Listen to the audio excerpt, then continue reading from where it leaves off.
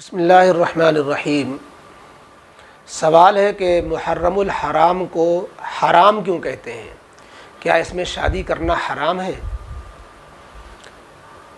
دیکھیے، محرم کا لفظ تو تحریم سے بنا ہے، جس کے معنی تعظیم و تکریم کے آتے ہیں۔ اللہ رب العزت کے ہاں یہ مہینہ بڑی تعظیم و تکریم کا ہے، اس کا نام ہی محرم ہے۔ اور حرام کے معنی بھی حرمت و عظمت کے آتے ہیں۔ تو محرم الحرام کے معنی ہوئے محرم کا وہ مہینہ جو قابل احترام ہے، قابل عظمت ہے۔ یہ ایسے ہی ہے جیسے مسجد الحرام بولتے ہیں، المسجد الحرام، قرآن میں سبحان الذی اسریٰ بعبدہ لیلا من المسجد الحرام۔ المسجد الحرام حرمت والی مسجد، سب سے زیادہ عظمت، سب سے زیادہ احترام والی مسجد۔ تو یہ حرام کا لفظ جو ہے یہ احترام کے معنی میں ہے، عظمت کے معنی میں ہے۔ تو محرم الحرام حرمت والا مہینہ۔ اسلام سے پہلے ہی سے 4 مہینے حرمت والے کہلاتے تھے، عظمت والے، زیادہ عظمت والے، جس میں جنگ و جدال بھی ان کے ہاں حرام ہوتا تھا۔ تو حرام کہنے کی ایک وجہ یہ بھی ہے کہ اس میں کچھ چیزیں حرام تھیں جو اور مہینوں میں حرام نہیں تھیں۔ تو محرم الحرام میں لفظ حرام کہنے کی وجہ یہ بھی ہے کہ حرام یہ حلال کی ضد ہے، اور جو اور مہینوں میں جو چیزیں حلال تھیں اس مہینے میں بطور خاص حرام کر دی گئیں۔ چنانچہ اسلام سے پہلے ہی سے 4 مہینوں میں جہاد، جنگ و جدال، آپس میں لڑائی، جو زمانے جاہلیت میں لڑا کرتے تھے وہ ان 4 مہینوں میں لڑائی چھوڑ دیتے تھے۔ اس میں محرم کا مہینہ، رجب کا مہینہ اور ذی قعدہ ذی الحجہ۔ تو محرم، ذی الحجہ اور ذی قعدہ، یہ 3 مہینے، اور رجب کا مہینہ، تو یہ 4 مہینوں میں لڑائی حرام سمجھتے تھے، اس لیے اس کو محرم الحرام، ذوالحجۃ الحرام، ذوالقعدۃ الحرام یہ بولا جاتا تھا۔ یہ وجہ بھی اس کی یہ بھی ہے۔ اور یہ جو آپ نے سوال میں شبہ ظاہر کیا کہ حرام کہنے کی یہ وجہ تو نہیں کہ شادی کرنا حرام ہو۔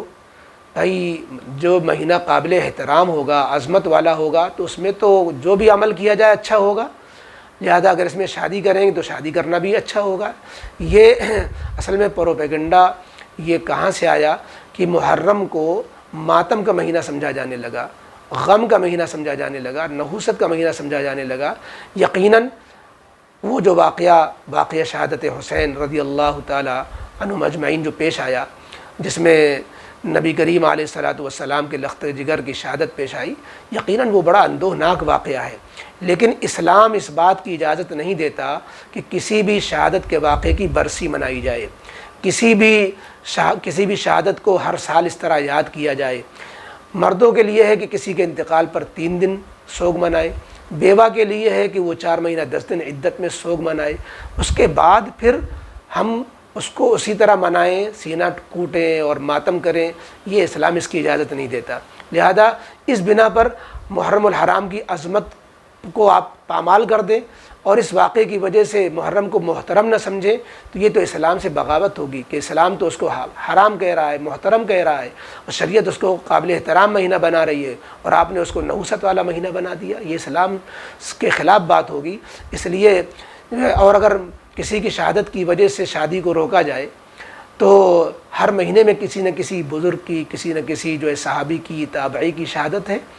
ہر مہینہ آپ اسلامی تاریخ پڑھ جائیے، کوئی مہینہ 12 مہینوں میں خالی نہیں ہوگا جس مہینے میں کسی جلیل القدر صحابی کی، کسی تابعی کی، کسی جو ہے ائمہ مجتہدین کی، یا کسی جو ہے اسلاف میں سے تابعین، تابعین کی کسی کی وفات نہ ہوئی ہو، اولیاء اللہ میں سے کسی کی وفات نہ ہو، تو ہم پھر کسی مہینے میں شادی ہی نہیں کر پائیں گے۔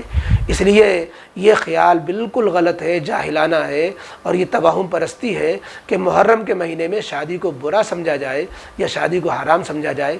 ہاں، بات یاد آئی، حضرت فاطمہ نبی کریم علیہ الصلاۃ والسلام کی سب سے چہیتی بیٹی حضرت علی رضی اللہ تعالیٰ عنہ سے جن کا نکاح ہوا، آپ تاریخ اٹھا کے دیکھیے، سیرت المصطفیٰ میں اس واقعہ لکھا ہے۔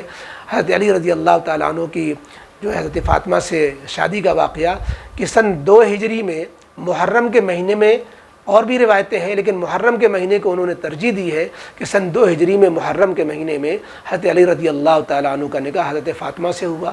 تو اگر ہم حضرت حسین رضی اللہ تعالیٰ عنہ کی والدہ کی شادی جس مہینے میں ہوئی اس مہینے میں شادی کریں گے تو کتنی بابرکت شادی ہوگی۔